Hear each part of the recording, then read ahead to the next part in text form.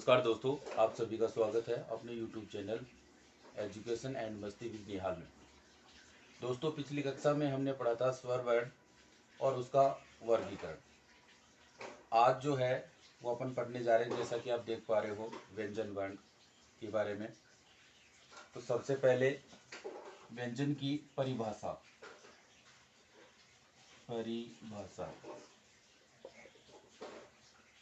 दोस्तों, मुख से उच्चारित जो ध्वनि है वह बिना किसी घर्षण, रुकावट या संघर्ष के बाहर नहीं निकल पाती है और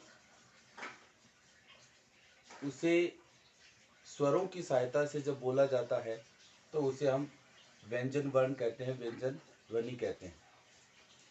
सामान्यतः स्वरों की सहायता से बोले जाने वाली ध्वनियों को ही हम व्यंजन वर्ण कहते हैं।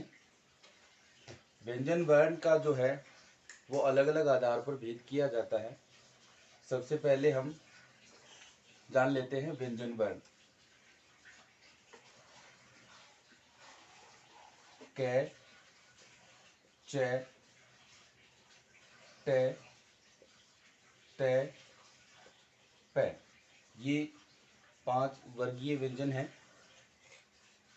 इनका वर्ग है ख, ग, घ और अंग।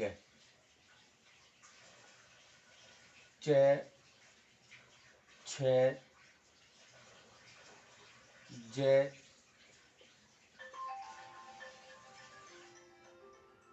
झ और पंचमाक्षर है य।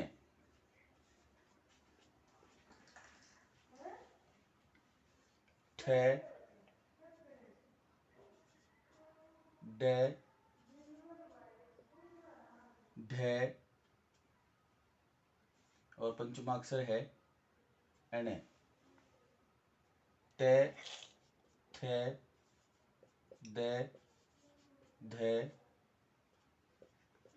और पंचमाक्षर है न।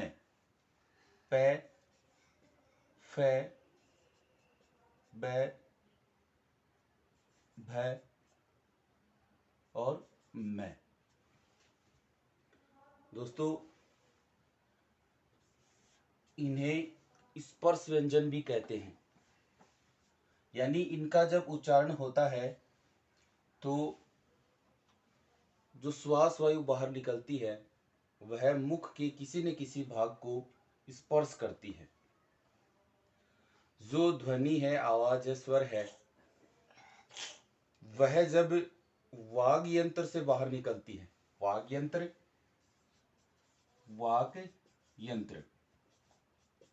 वाणी उच्चारित करने वाला जो यंत्र है वो है वाग यंत्र।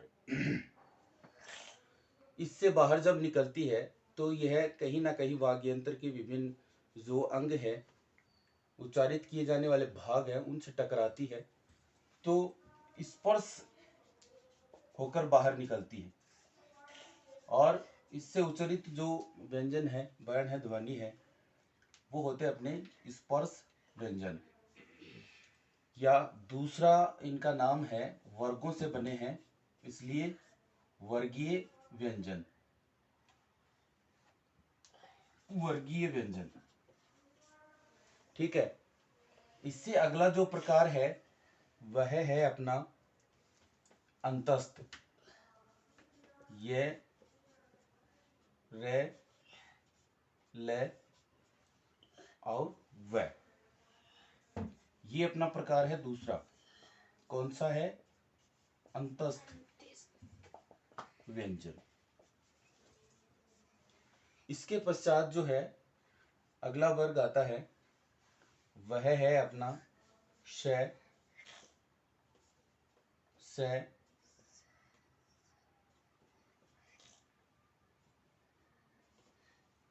स और है। इन्हें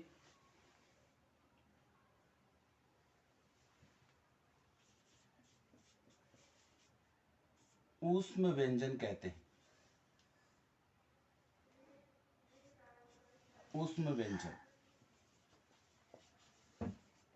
यानी इनको जब उच्चारित करते हैं तो मुख से निकलने वाली जो श्वास वायु है वह ऊष्म होती है, गर्म होती है। हल्की गर्म हवा जो है वह बाहर निकलती है। जब हम उच्चारित करते हैं तो हल्का गर्म महसूस होती है, इसलिए इन्हें कहा जाता है ऊष्म व्यंजन।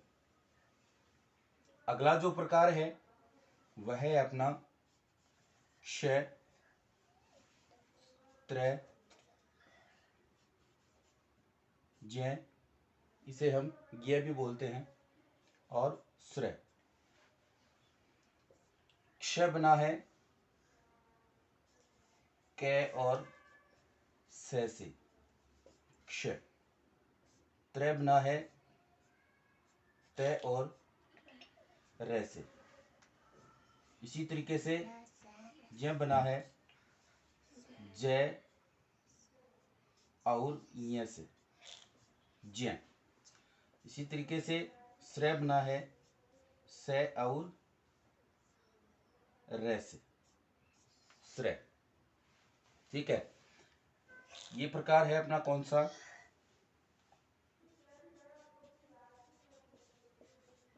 संयुक्त व्यंजन।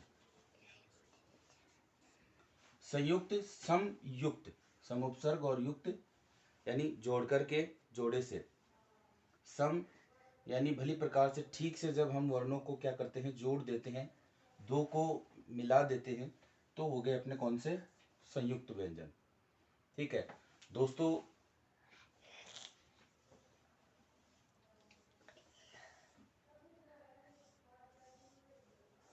वाग्य यंत्र का कुछ हिस्सा, जिसमें सबसे पहला जो आता है वह है कंठ। जीभ से थोड़ा ऊपर का जो भाग है, जीभ से बिल्कुल ऊपर का जो भाग है, थोड़ा आगे, वह है अपना तालु। ठीक है, और फिर उससे थोड़ा और ऊपर की ओर से हम जब आगे बढ़ते हैं, दांतों से थोड़ा ठीक ऊपर, तो वह भाग है अपना मूर्धा यानी मसूड़े, मूर्धा। और उसके बाद आगे का जो हिस्सा है वह है दंत, और फिर अंतिम जो है वह है होंठ। ठीक है, तो इस प्रकार से जो मुख से निकलने वाली हवा है, वायु है, वह अलग अलग हिस्से जो हैं उनसे टकराती है, और उसी आधार पर जो है उच्चारण स्थान के आधार पर जो है वो भेद किया जाता है व्यंजन का। दोस्तों, ये लेवल जो है, इन्हें अर्ध स्वर भी कहते हैं, अर्ध स्वर भी कहते हैं।